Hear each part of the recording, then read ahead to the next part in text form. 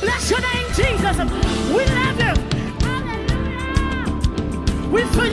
Come on, your weapon is your praise. Clap. Your worship, your adoration to God.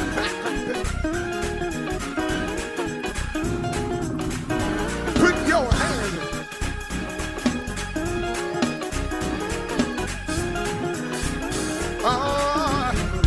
Everybody clap your hand.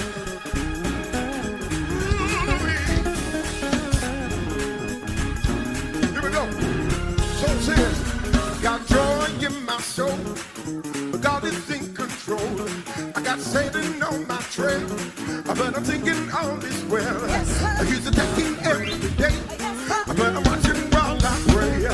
No matter the attack, I won't turn back. Sing, y'all. This means war. This means. This means war. This means war. This means war. Clap your hands all over the room. We do it again. Hey, I got joy in my soul, but God is in control. I got Satan on my trail, but I'm singing all this well. He's attacking every day, but I'm watching while I pray. No matter the attack, I won't turn back. Sing, y'all. This means war. Everybody clap your hands. Yeah. This means. This means war. Hey. This means what? This means war. This means what? This means war. Clap your hands. Do it again. This means what? This means war. This means what? This means war. This means what? This means war. This means. This means war. Let's do one more verse. Hey, through the storm and the rain, but the blood still stays the same.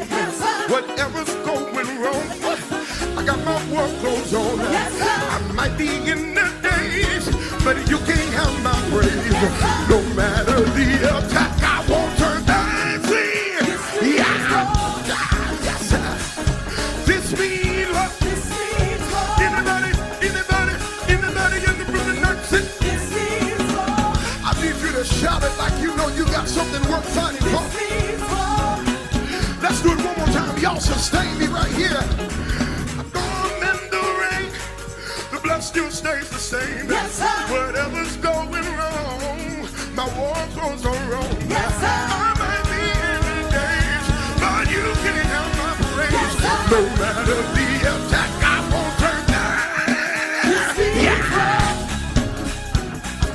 This means what? This means war. This means what? This means war. Devil, you gotta give me my stuff back. This means. This means war. Say, I plead the blood. I plead the blood. Hey, I plead the blood. I plead the blood. Hey, I plead. I plead the blood. Hey, I plead the blood. I plead the blood. Do it again. I plead the blood. I plead the blood. Hey, I plead. I plead the blood. I plead. Hey, I plead the blood. I plead the blood. Do it again. I plead. I plead.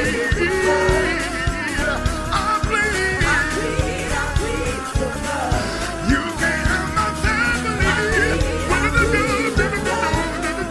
I plead. I plead the blood. Put your hands on that. Everybody come here.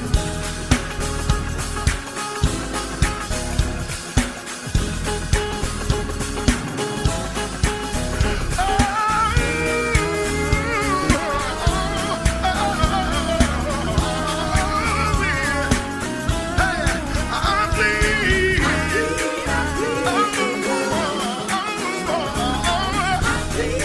plead the blood. It belongs to me, the power.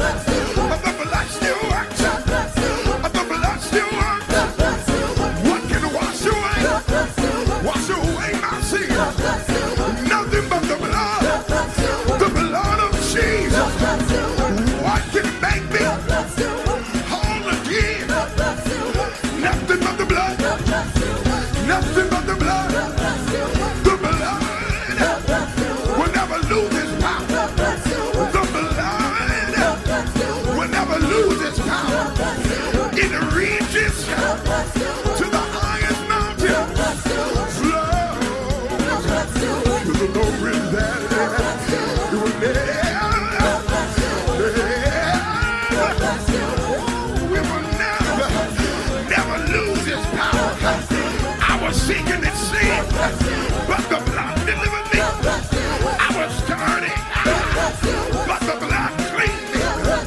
I was stinking in sin, but the blood did it. I was stinking in sin, but the blood did it. Wasn't fit to live, wasn't ready to die, but the blood cleaned my life. Tell me what can wash away my sin. Nothing but the blood of Jesus. Nothing but the blood of Jesus. Nothing but the blood of Jesus. The blood still works. Oh, the blood help me, my God.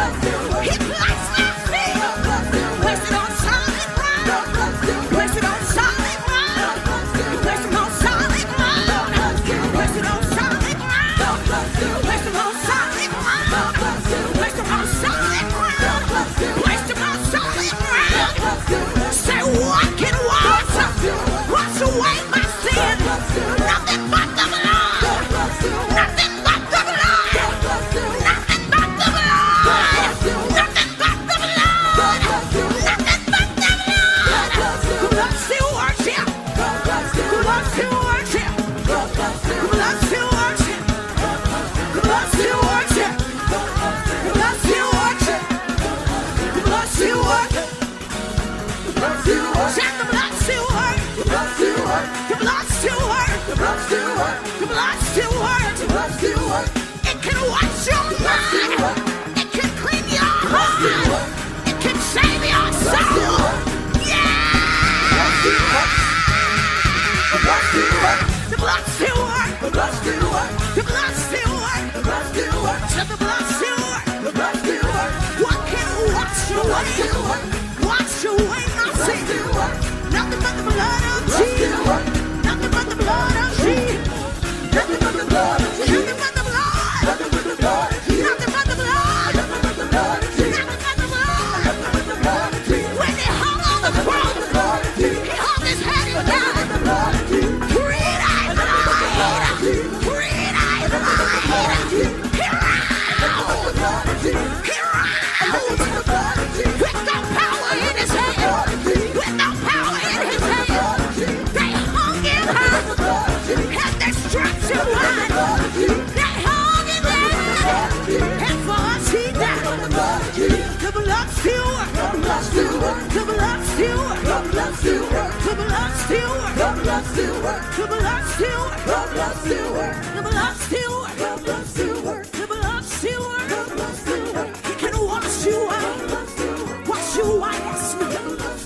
Said nothing but the blood of Jesus.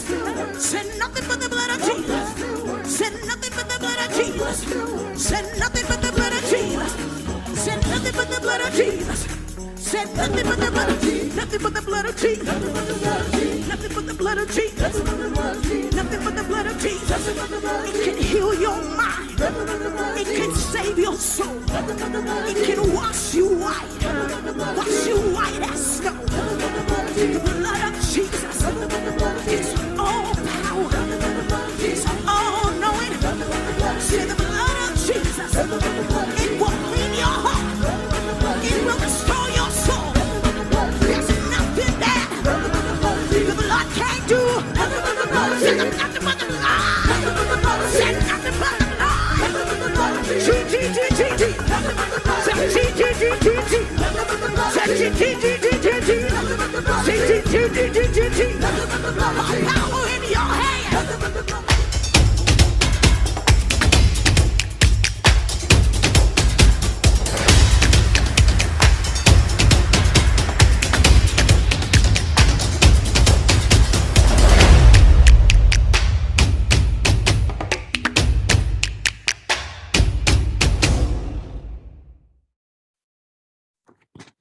All right, good evening, everybody. Good evening, everybody. God bless each and every one of you. And we bless the name of the Lord for this wonderful day in which the Lord has created. And as the evening is upon us, we are rejoicing, and we are, of course, glad in this day in which the Lord has certainly made. What an awesome and wonderful God that we serve. Thank you so much tonight for joining us for our village Bible study on tonight. And I certainly honor God for the presence of each and every one of you that have gathered. If you are on social media tonight, meaning if you're on Facebook, if you're on YouTube, would you kindly share our live experience with someone tonight by using that share button or copying that link and sharing that link with someone and inviting them to be a part of our Bible study, our Village Time Bible study tonight. Oh, how I have missed this moment and this time with each and every one of you. And I certainly praise God for those that have continued to teach in my absence as we continue to make Bible readers, Bible believers, and Bible believers, of course, become strong Christians. Strong Christians become a strong church, and a strong church makes a better city, makes a better state, and makes a better world. Tonight, you should have received the outline. Let me begin with prayer. God, we bless you. God, we thank you.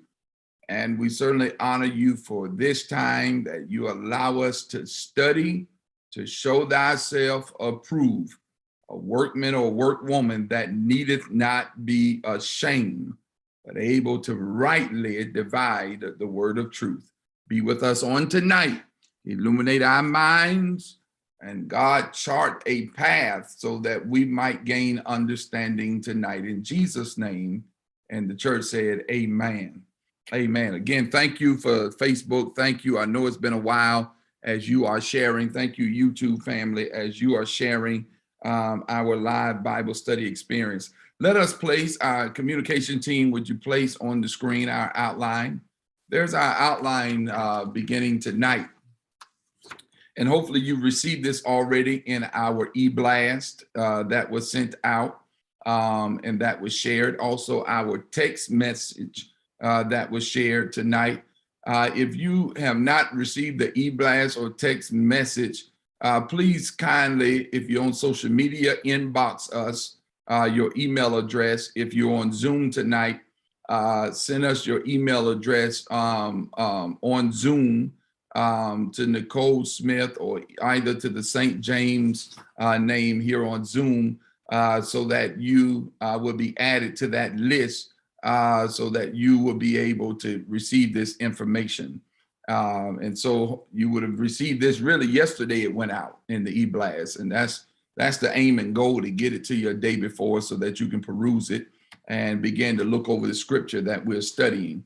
All right. And I think there's another page. Let us flip to the second page, and there it is. And so as you can see, we're beginning a new series. This month is Leadership Emphasis Month here at St. James.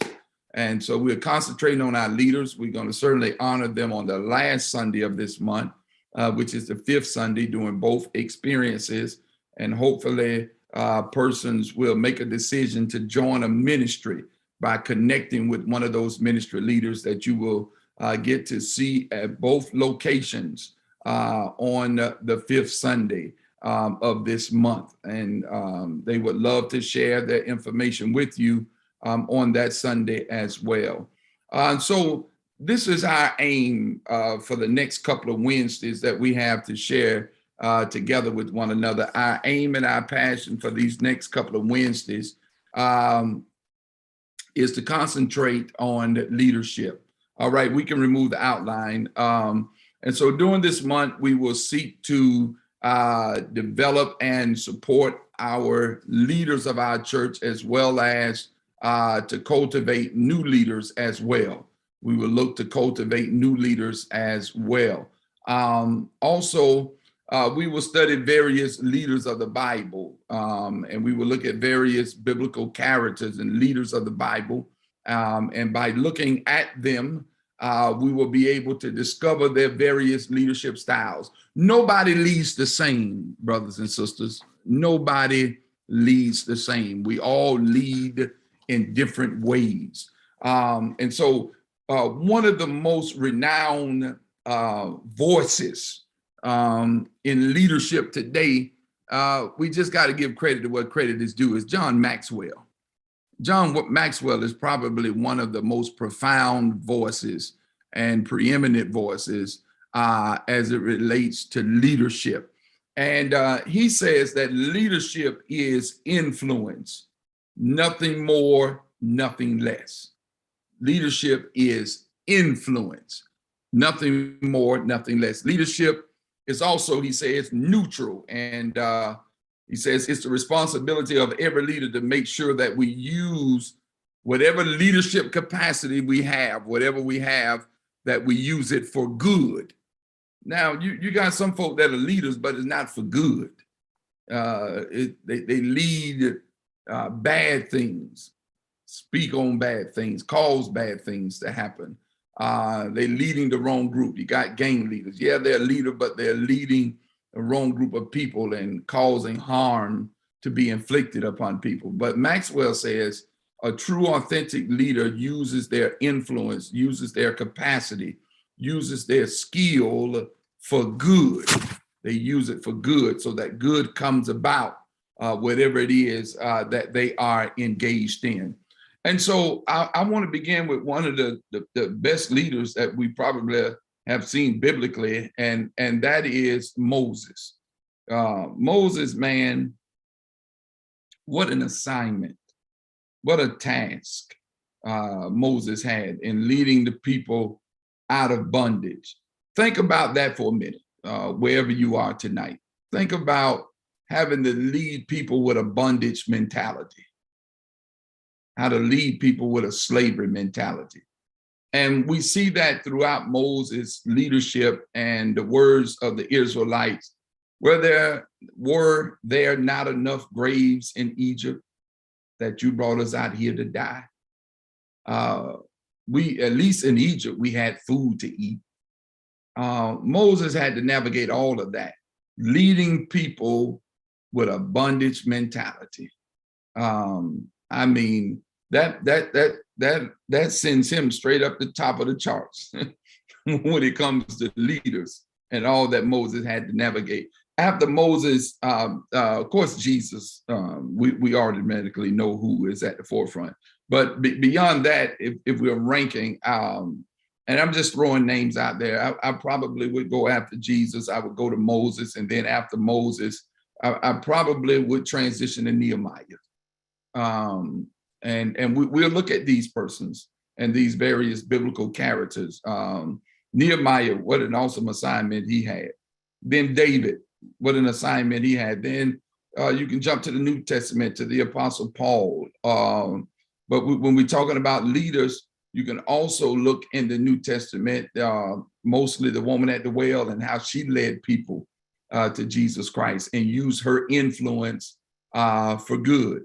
And so that's what Maxwell talks about. Leaders make sure that they use their leadership capacity, their influence, that they use it for good. And so tonight, we're going to begin with Moses, and we're going to look at the 18th chapter of Exodus chapter 18.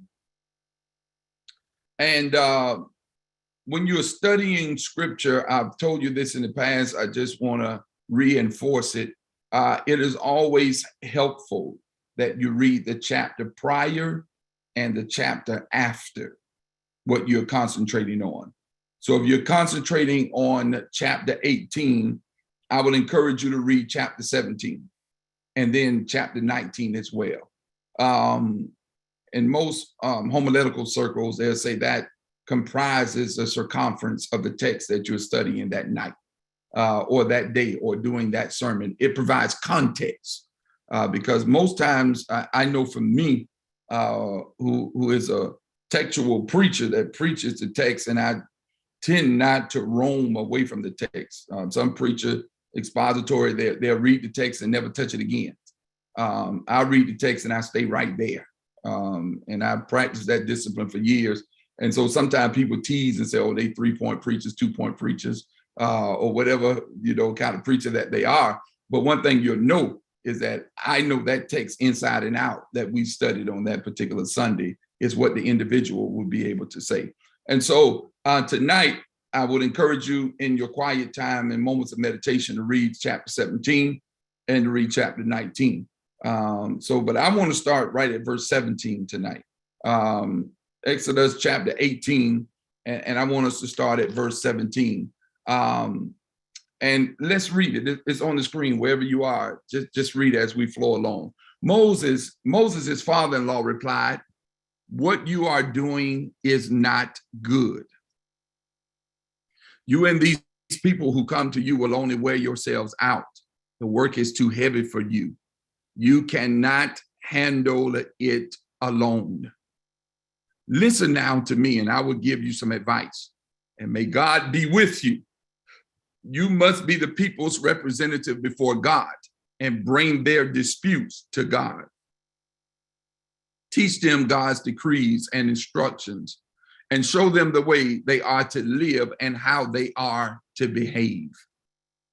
But select capable men and women, let's be inclusive, from all the people, men and women who fear God, trustworthy men and women who hate dishonest gain, and appoint them as officials over thousands, hundreds, fifties, and tens." That's going to become important. "Have them serve as judges for the people at all times, but have them bring every difficult case to you. Simple cases they can decide themselves. That will make your load lighter because they will share it with you." And we'll stop after this one. "If you do this, and God so commands, you will be able to stand the strain, and all these people will go home satisfied." We'll stop right there. And all these people will go home satisfied. So let's start tonight right here. What is leadership? What is leadership? And what I want you all to know, I'd like for this to be as interactive as possible. What is leadership? I want you to just begin to think about that in your mind. Get some sort of framework of what leadership is to you. What would be your definition of leadership? What do you think when you hear the word or the term leadership? And I want you to type that together. We're going to type it together in the chat on Zoom and on Facebook and YouTube. We're going to give a countdown. Right now, I don't want you to put it in there. I'm watching Facebook too. Don't put it in there yet. I just want you to formulate your thoughts. And there are no right or wrong answers. This is personal. What do you think leadership is? What is your definition of leadership? And so I'm asking that question tonight. What is leadership? And so when I count down when we get down to 0, then everybody hits send at the same time. So let me give you about a minute just to formulate your thoughts and to type it in, And then once the countdown begins, when we get to 0, everybody will hit the send button at the same time. So let's just take about another 45 seconds as we're typing, not hitting send, but we're typing. Leaders know how to follow directions, of course.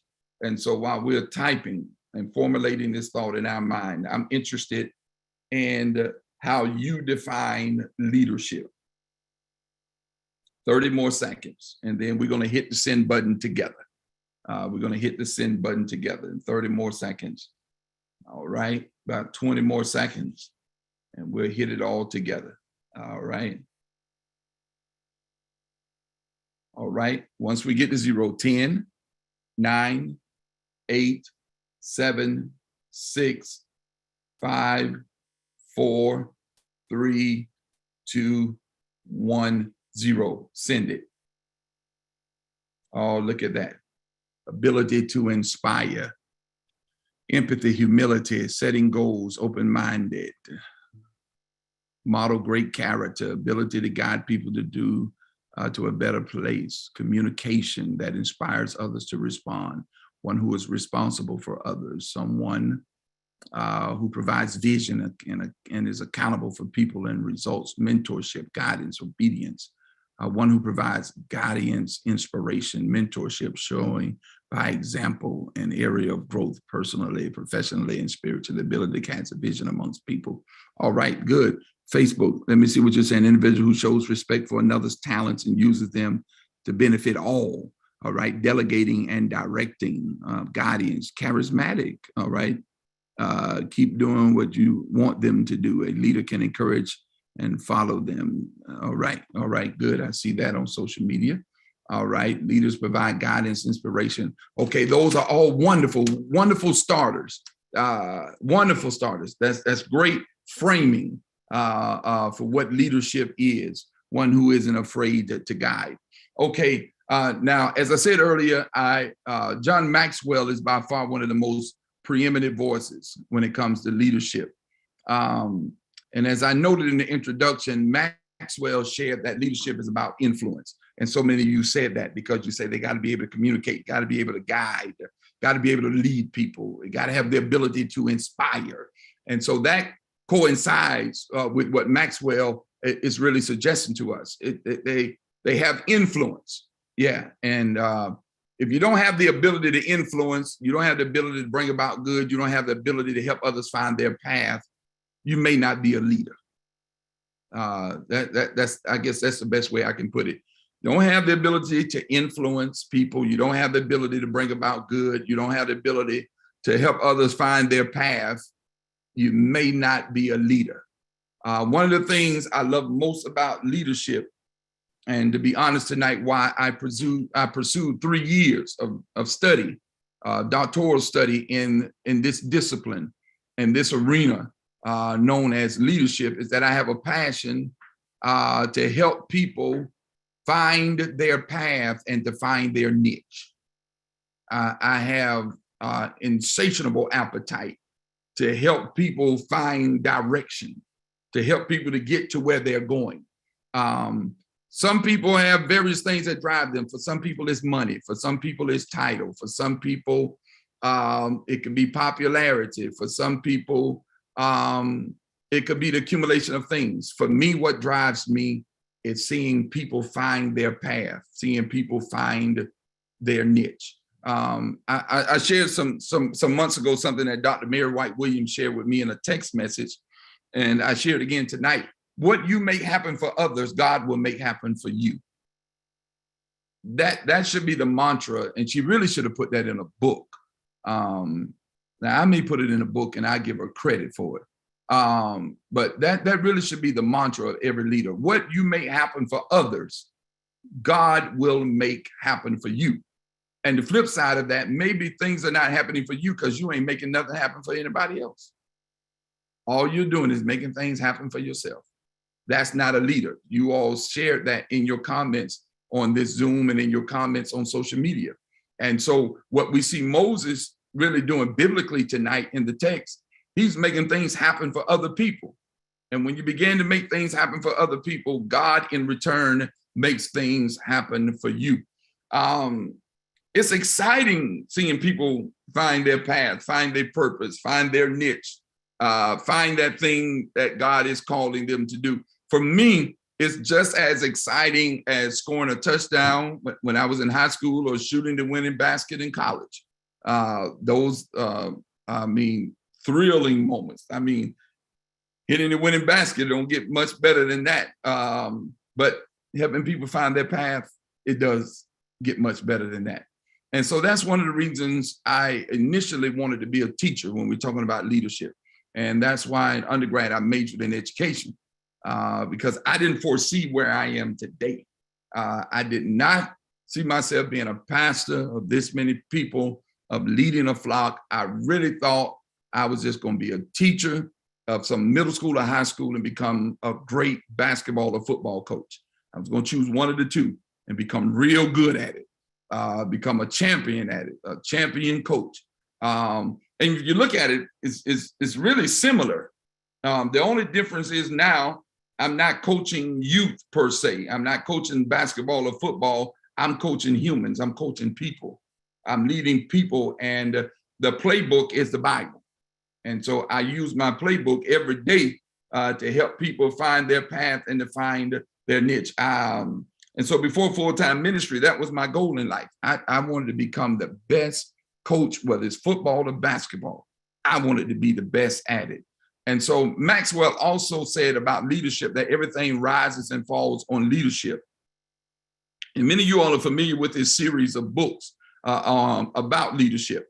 And his books have helped churches, it's helped corporations, it's helped many people tremendously.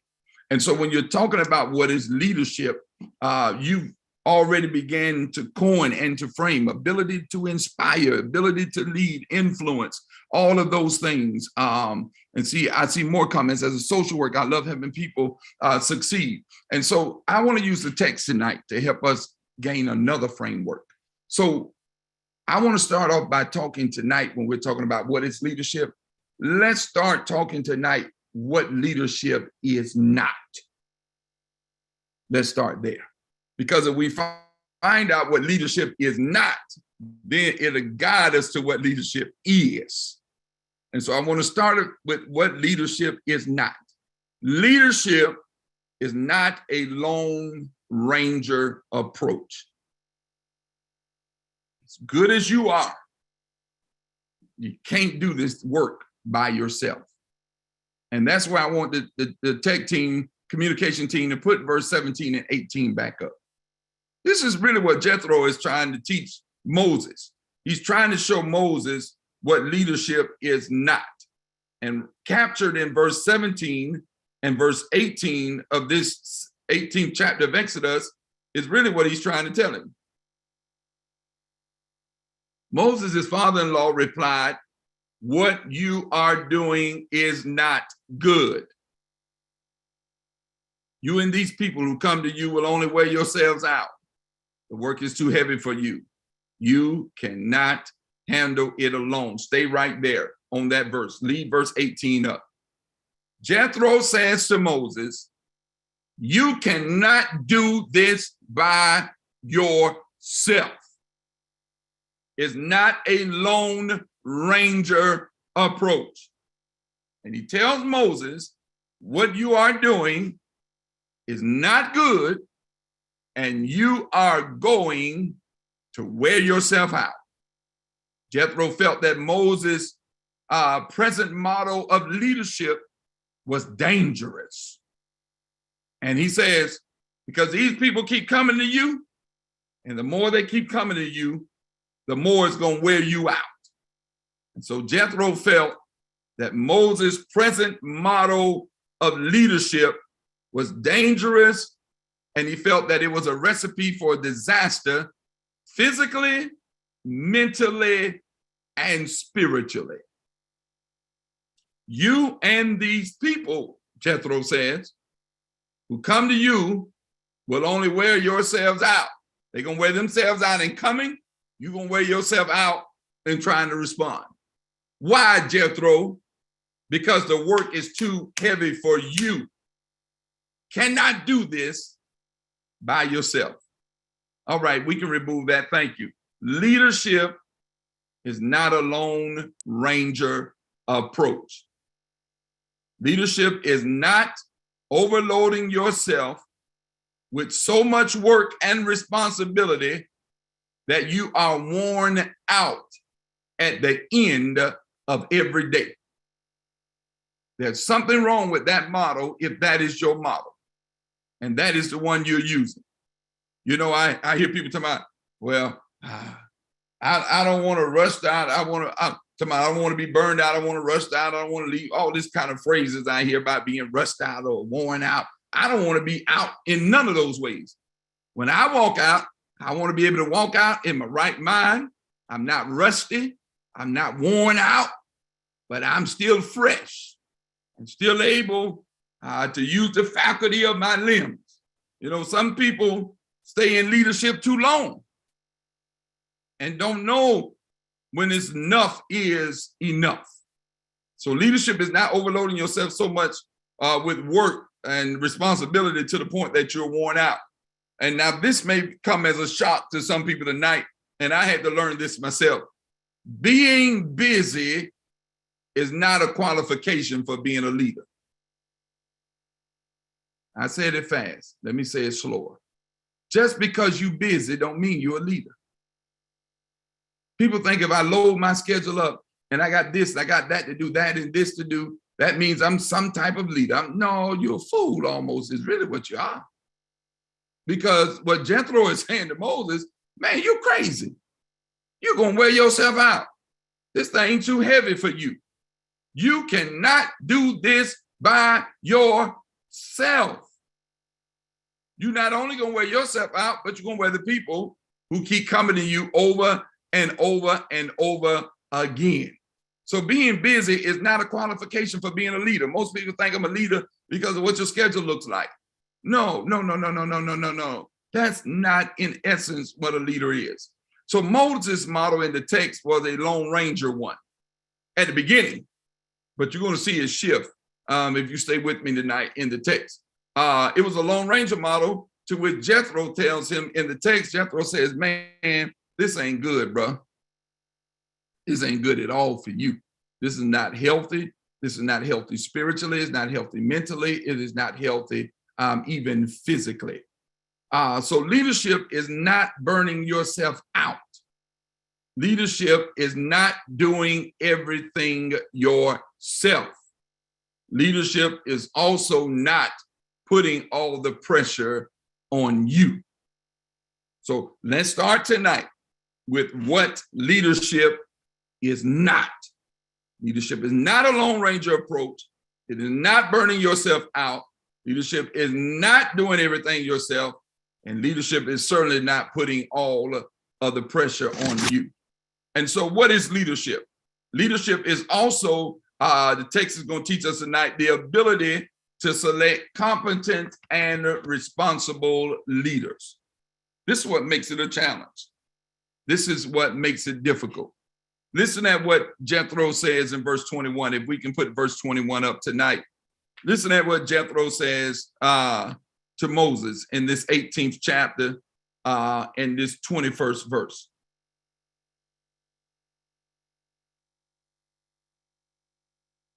But select capable men and women from all the people, men and women who fear God, trustworthy men and women who hate dishonest gain, and appoint them as officials over thousands, hundreds, fifties, and tens.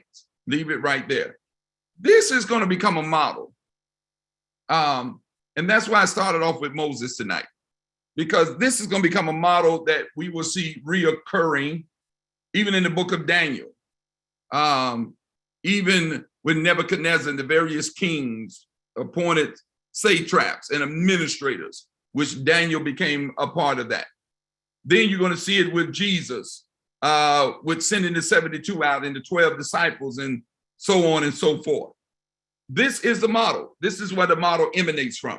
It emanates from Moses' style of leadership, which he actually gets from his father-in-law, Jethro. And so Jethro says to him, a leader has the ability to select competent and responsible leaders.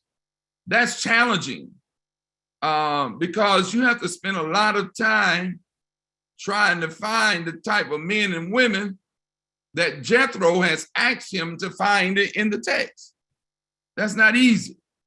And so we can remove that tonight.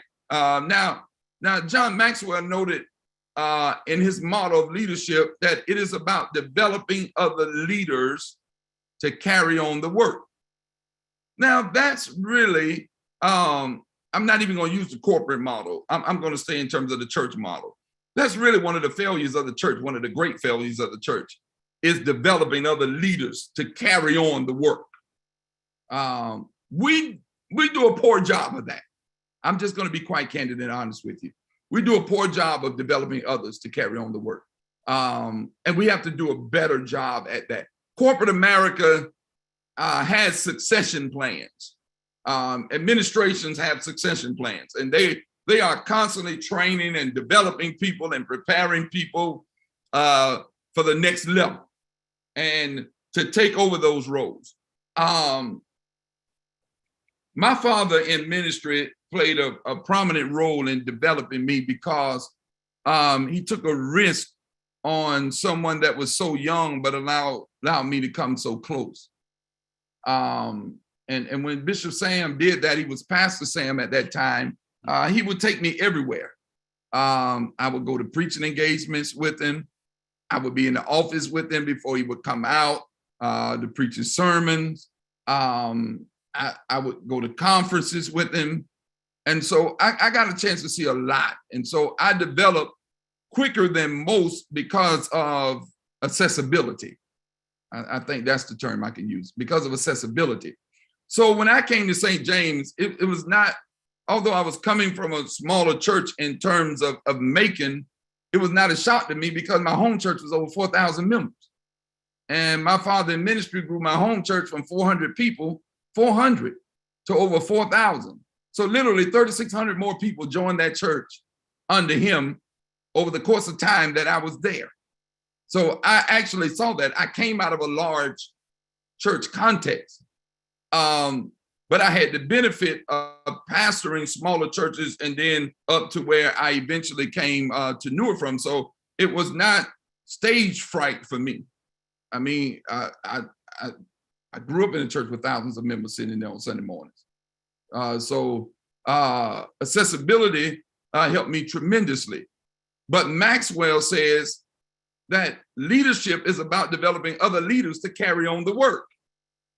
And so regardless of the age, and I guess the reason my father ministry invested in me, because he went to St. Mark at 28 years old, which was unheard of in 1988. To become the pastor of the first church in the conference at 28, unheard of. And then subsequently became one of the youngest bishops ever in the AME church. And is still serving today. So I saw that. And so I was developed.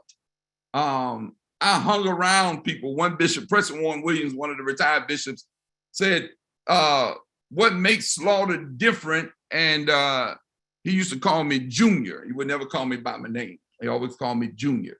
What makes Junior different is because he's been hanging around old folk all his life. And because he hung around old folk, he got an advantage over his own generation because old people have poured into him and showed him stuff that he probably should not have seen at his age.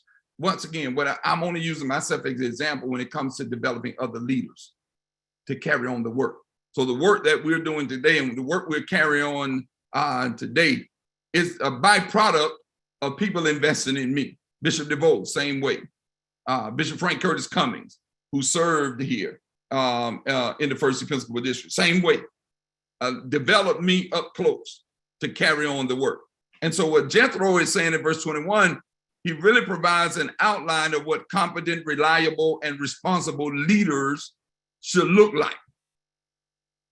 So he gives, listen to this tonight, he gives Moses the prerequisites to choosing a leader. You gotta be able to check the box. Check the box. They gotta be competent, reliable, responsible. If you can't check all three, go on to the next one until you can check the box. Check all three. Jethro said they are, first of all, capable. If we put that scripture, let's put verse 21 back up so no one think I'm making it up. That's why his Bible said it. Let's look at verse 21.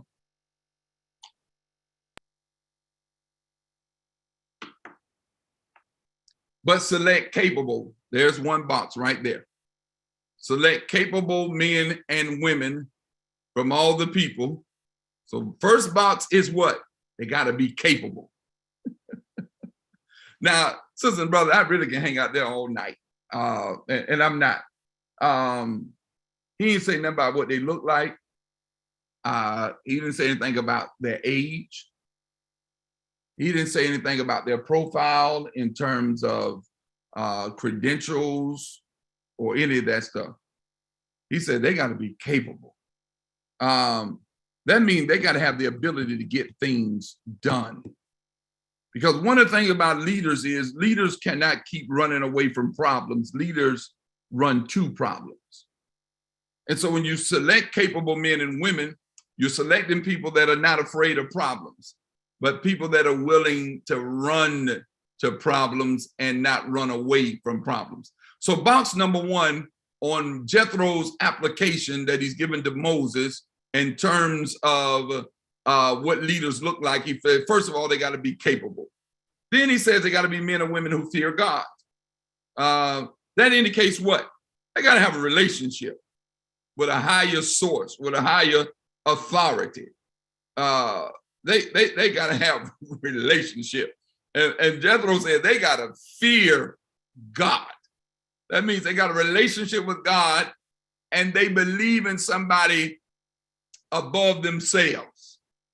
They got a higher authority. They got a deity. They have a God in which they pray to. So he says capable, fear God, which means they got to have a relationship with God. But then he says trustworthy. That's the third box. He says trustworthy men and women. Now, Ezra talked about trustworthy. Y'all remember that during the Ezra fast, during Holy Week?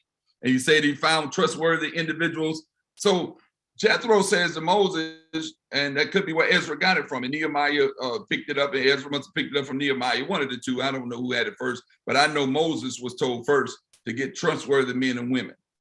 And so you need persons that are trustworthy. That brings it down real quickly. It's hard to find trustworthy people, man.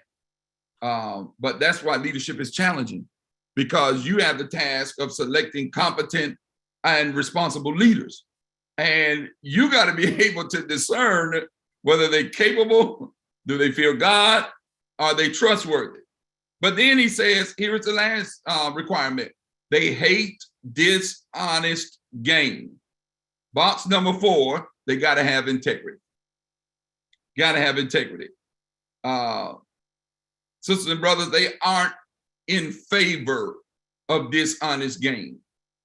They believe in an honest day of work. When they talk about hate dishonest gain, they don't like you conniving to get your way to the top. Backbiting, lying, stealing, thievery. They hate dishonest gain, which means they have integrity. They are honest men and women. All right, we can remove that. So look at the box. It is capable, fear God, trustworthy, and have integrity. See, now that's a weeding out process. That'll help you weed out a whole lot of people, believe it or not.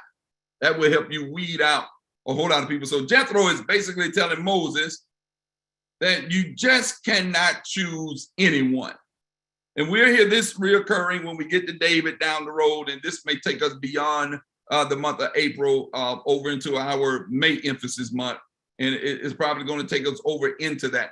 But sisters and brothers, we remember with David, when God says to Samuel, see, man looks at the outward, but God looks at the inward. God looks at what's inside. And so you just can't choose anyone. Some thought, Jethro is saying to Moses, has to go into selecting these leaders, because ultimately, and here it is tonight, those leaders and those individuals that you select will represent you and will represent the organization. And that's why you got to be careful of making them a leader, because they ultimately represent you. Now, Jethro did not mention leaders in those qualifications. They got to be mean-spirited. He didn't say nothing in there about mean. He said capable, fear God, trustworthy, have integrity. None of that says you got to be mean, selfish, egotistical, ego-driven. No, they got to be competent and they got to be responsible. So that's the challenge of leadership, wouldn't you say? The ability to select competent and responsible individuals. That's a challenge, brothers and sisters. That means you got to spend some time looking people over. You got to spend some time, you got to get to know them and to know whether they are capable. People can be given the title, but don't have the skill set to execute what they've been given. That's why you got to choose capable individuals. A former presiding elder of mine in Georgia, Benjamin Ridley, would always say there's more in the man or woman than there is in the land. Which means the man or woman got the ability to go get out of something that the other person couldn't get out of there. My father would say it this way. They can be smarter than you. They can be more gifted than you. But if your work ethic is stronger than them, then you'll catch up to their brilliance and their giftedness at some point. So he would always emphasize a strong work ethic. So, you know, leadership is challenging, sisters and brothers, because you got to know what leadership is not. You got to have the ability to select competent and responsible leaders. But also, let's look at verse 22 and 23. You got to have the ability to delegate responsibility. Yeah, got to have the ability to delegate responsibility. Listen at Jethro. Jethro says, have them serve as judges for the people at all times, but have them bring every difficult case to you. Simple stuff, simple cases. They can decide themselves. That will make your load lighter because they will share it with you. Verse 23. If you do this, God so commands, you will be able to stand the strain, and all these people will go home satisfied. Thank you. Leadership is challenging because you have to possess the ability to delegate responsibility. This is why Jethro said it was important to have what? To have competent, reliable, to have trustworthy leaders, so that when they are given an assignment, they possess the ability to carry out the assignment. There's nothing worse than delegating something that the leader can't carry out. It's no worse feeling than selecting somebody you thought was capable, than selecting somebody you thought was trustworthy, only to give them an assignment and they cannot execute the assignment. But notice also what Jethro says in verse 23, that they might share in the work with you. That's where you need leaders that don't see themselves as the one that's in charge, but that they are sharing in the work with you.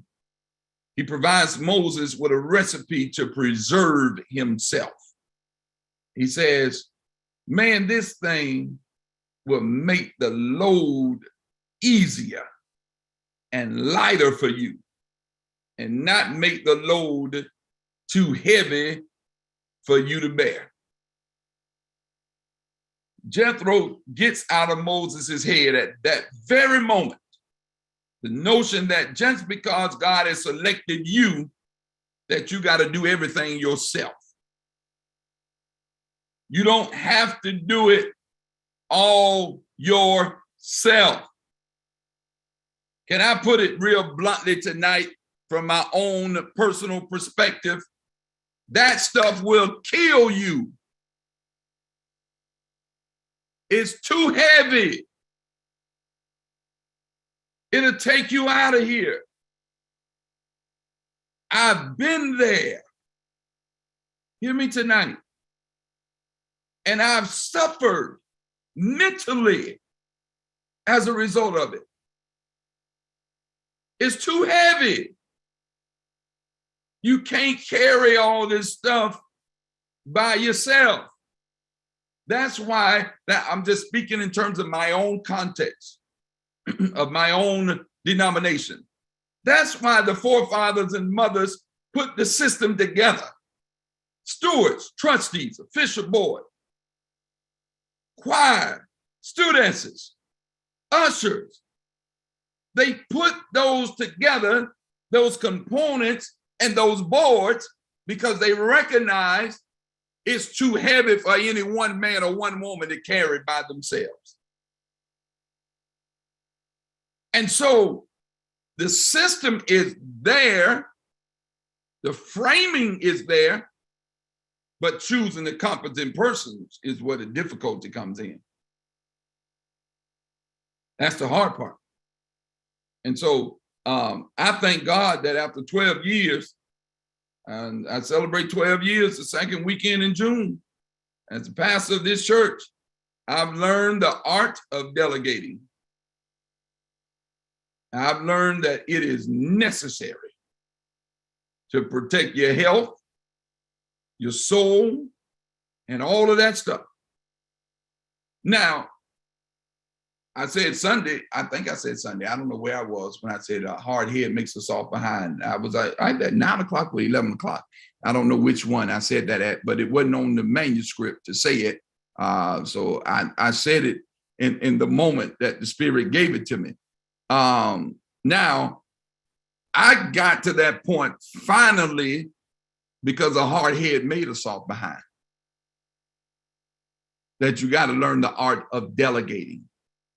But the important part is who you're delegating to. That's the difficulty. Because ultimately, they represent you.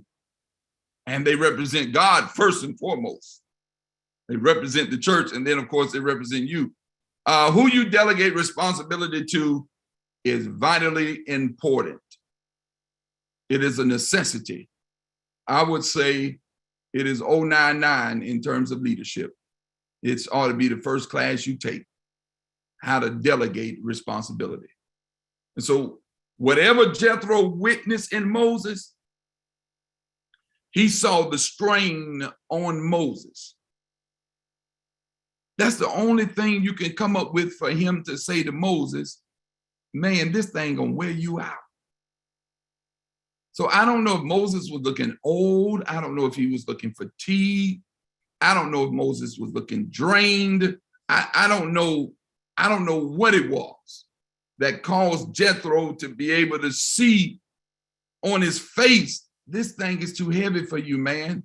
This thing is too much weight on you. Whatever it was, it triggered Jethro to create a model that would allow Moses to be fruitful. I got to run. Okay, so we just dealt with what is leadership. We dealt with what leadership is not, the ability to select competent, responsible leaders, the ability to delegate responsibility. Now I have to move on quite quickly tonight. Let's talk about the difficulties of leadership. So let's look at verses 24 through 26. Let's look at the difficulties of leadership. And then we'll be done tonight. Moses listened to his father-in-law and did everything he said. Verse 25, he chose capable men and women from all Israel and made them leaders of the people, officials over thousands, hundreds, and 50s and 10s. They served as judges for the people at all times. The difficult cases they brought to Moses, but the simple ones, they decided themselves. Now, the difficulties of leadership, it's a lot of pressure. It's a lot of pressure. It's a lot of weight. It's a lot that comes with it. If I told you otherwise, I'd be telling you something false. It's a lot of pressure. Sometimes sleepless nights, which it shouldn't be, but it does happen. And so the difficulties of leadership is, first of all, deciphering between good and bad advice. That's a challenge. Deciphering between, because as a leader, and some of you all are leaders in your respective organizations, you're leaders on your jobs, you're leaders in your community. Some people just bring you stuff all the time. And somehow you got to decipher what is good and what is bad advice. I'm telling you now from experience, don't digest everything people bring you. People will bring you stuff that will lead you down a road, a dead end where there's not even a possibility of a U-turn. People bring you stuff from their own perspective of personal lenses. And the danger of people bringing you stuff when they never have done what you're doing is that they're really looking from the outside in, and they're guessing, and they're bringing you information based upon their own experience, which may have nothing to do with what you're experiencing right now and what you're dealing with. Leaders must have the ability to interpret and discern what advice is good and what advice is bad. All advice is not good advice. I'm just putting it mildly. That's the best way I can put it. All advice is not, because if they were the expert on it, they would be doggone doing it. Or they would be more successful at what they're doing. So deciphering between good and bad advice is major. And this is probably, really, if I'm being honest tonight, one of the most difficult responsibilities of being a leader. You got to make a decision what you're going to take home and what you're going to leave at the office. You got to make a decision what you're going to digest, what you're going to internalize, and what you're going to allow, as we were as kids, to come in one ear and go out the other. You got to make that critical decision, because some advice will have you jumping off the wall. Everybody will have advice, and they will say their advice is the best advice they could ever give you. Everybody will have that. Everybody will be able to tell you what you should be doing, although they've never done it in their life. Never worked in that arena in their life. Never walked one day in that arena, in that vocation, in that discipline, whatever it is that God has you doing. You know, you've heard people say it all the time. Don't take constructive criticism from someone that ain't never constructed anything. You ain't never built nothing, but you got all this advice. Go build something first so that you got some evidence so I can see with my own eyes that you are a builder, and then come and share that with me. It's hard. That's one of the difficulties of leadership. So Moses makes a decision to listen to what Jethro says. Why? Because he's lived off Jethro all these years. He's seen Jethro provide for his family. He's seen Jethro provide for him. So he makes a calculated decision that what my father-in-law is telling me is right and it is best for me. He listened to Jethro. Why? Because there was a prior relationship. He listened to Jethro also because Jethro was trustworthy, he was capable, and he didn't believe in dishonest gain. And he believed that Jethro had expertise in management because of his own success and his own history.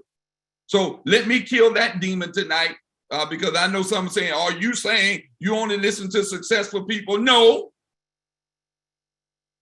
Sometimes you listen to people that fail so you learn how not to fail. Sometimes you listen to people that have had to put on their own bootstraps so that they can teach you how to get tough and not be whimperish and not faint. To me, my father was the best leader I could ever have. Didn't have no degree, didn't have nothing but a third grade education, plowed a field at 7 years old, had to walk behind a mule, got a construction job, worked construction all of his life. But to me, he was the ultimate leader. Why? Because I saw his model raise a family of 9 of his own children and 3 of his grandchildren. And so, in other words, his work spoke for him. So he didn't have to pastor a 1,000-member church for me to listen to him.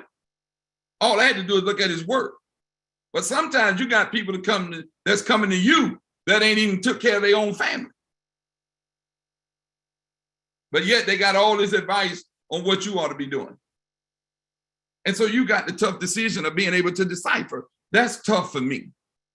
It may not be tough for you, but it's tough for me. For someone in my first 8 years at St. James that met with everybody every day, that would work 8 a.m. in that office to 8 p.m. at night, miss my children growing up, sitting listening to all kind of conversations, I never forget my first 3 years. Most of the people I met with were demeaning or derogatory about the former pastor. At least my first 3 years. Sat right in the office. That's what the people I met with. And I sat there and listened to them. And I made a calculated decision. If they're talking about him like that, I know they're going to talk about me. So you think I'm going to bring them close? Absolutely not. Because by their action, they're already showing me they care nothing about the man of God or the under shepherd or the servant of the church. It's about their selfish motives and what they want done and how they want done. That's the strange thing about the black church. The black church is strange because it is the only institution that we felt like we had some control over. And that's why so many people are control freaks in the church. Because master wouldn't let you control nothing else. So you felt like my control and my authority is going to be over the church. And so some people were not successful in their own life, but would come to church and they'll be a steward, they'll be a trustee, they'll be an officer, they'll be in charge of something because they ain't never been in charge of nothing in their whole life. And so they came, and that's why they handle people and mishandle people, because they didn't know what to do with power because they never had it before. So let me continue. Moses listened to Jethro. Taking the wrong advice can derail you. It can cause you to go off track. So that's one of the challenges of leadership. Man, you got to decipher.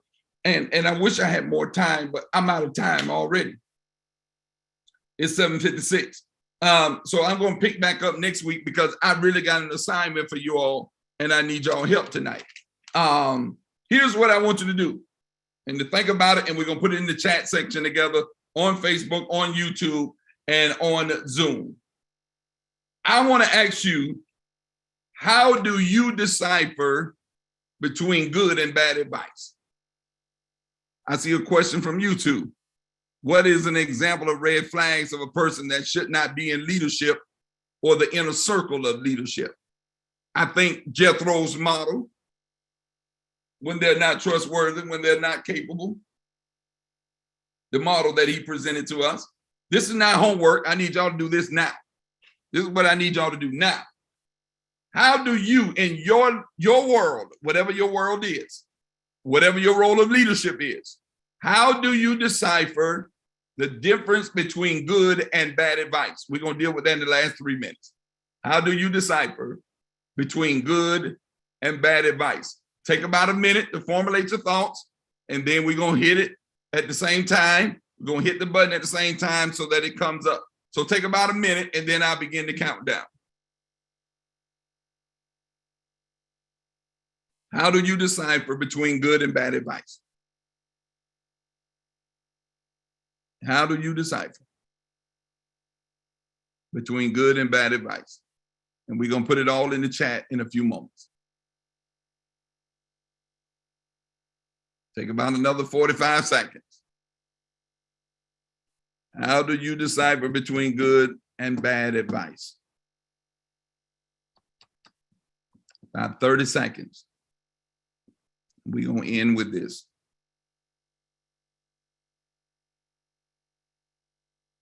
Another 20. How do you decipher between good and bad advice?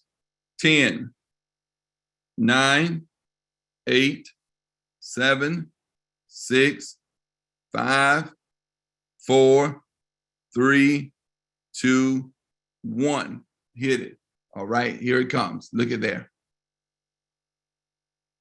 The spirit of the person, I pay attention to the person who is giving the advice and their area and the spirit. Bad, lack of confidence, watch the person's behavior, discernment, praying over both and let God lead me.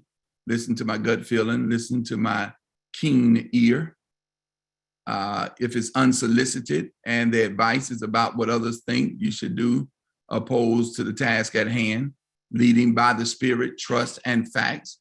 It says, look at the life of the person giving their advice. God letting me know what is good based on my own experiences. Good advice leaves you feeling fulfilled instinctively. Bad advice leaves you feeling questionable. I discern if what is being said makes sense and is applicable to the current situation. Good advice aligns with the will of God, fruits of the Spirit. All right, let me look at social media. Perception of the individual, given advice, history of the person's behavior.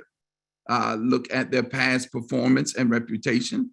I listen to gossipers. I do listen to gossipers or people who appear to have their agenda. I ask, is it something Jesus would do? Trusting the person that the advice is coming from. Depends on who it's coming from. Look at their track record and then pray on it. Bad advice just doesn't make sense. And who it comes from matters too. Advice when given resonates with you as it is given. If not, it is your discernment that is protecting you. Consider the source. Your walk should line up, I guess, with your walk. Whatever your advice should line up with your walk. If there's positive outcome from their advice. So we have various opinions. You all are seeing that. And all of this is good, because part of becoming the good leader and the challenge of leadership is deciphering between good and bad advice. And I can tell by the response of many of you that work in the area of leadership, you have struggled with this. You have had to wrestle with this. Advice is good. It's come from YouTube. Good for the greater good of moving forward in a positive manner. That's another comment. And so that's something as we end tonight. It is 8 o'clock, so we got to end. That's one of the challenges of leadership, and that's why I'm talking about this tonight, because deciphering between good and bad advice is probably top 5 in terms of leadership. I'm not just talking about church. I'm talking about corporate. I'm talking about school, community-based. You got to decipher between good and bad advice, because it'll come at you in waves, and you have to be able to make a decision. Do I take this? Do I digest it? Or do I spit it out because it's lukewarm? It's neither hot nor cold. For me, it's top 5. The role of pastor, it's top 5. In the role of only 13 men and women in this state that can say they're a member of the state parole board, it's top 5 for me. Deputy Director of Public Safety, it's top 5 for me. Deciphering between good and bad advice. That's a major challenge, and that's what we're discussing this month. And so hopefully my ministry leaders will find a way to decipher between good and bad advice. Because all advice is not good advice. And maybe the advice given has never worked because the person that's given it, he never implemented it anywhere but in your life. So I'm done tonight. Thank you all. Y'all have been wonderful. Y'all stuck with me, over 40 plus on Zoom and Facebook. I don't know how many on YouTube. Thank y'all on the website. You all are stuck with me. We just getting started. We just peeling the onion. And it's going to get even better on the last Saturday, because Dr. Douglas Pope, one of the scholars in the area of leadership, is going to be with us. And he's going to teach us via Zoom for all of the leaders of St. James from 10 to 11:30 on the last Saturday of this month. So it gets even better. And then Dr. Jeffrey Cooper is going to be with us, the General Secretary of the AME Church, the Chief Information Officer, who is also a candidate for bishop and whom I'm supporting wholeheartedly. And he's coming to Newark, and he's going to be with us on that weekend as well, as we finish up Leadership Emphasis Month. I love y'all. Want you to have a good night, restful night. It's hump day. Got 2 more days to the end of the week. I know a lot of you all like me had to turn that heat on. Man, that temperature changed real quick. Y'all was in church Sunday looking for air, and now you're looking for heat. You see why that air couldn't come on? Because you still need the heat. And then I discovered some members are in buildings where they've cut the heat off because the heat got cut off on the 15th of April because that's PSC&G cut date for many of these buildings. So we pray for them as this weather is bipolar at best. But we enjoy what we receive. Y'all have a good night. May the Lord bless you and keep you. May the Lord smile upon you. Love y'all. Have a good night. Have a good night. God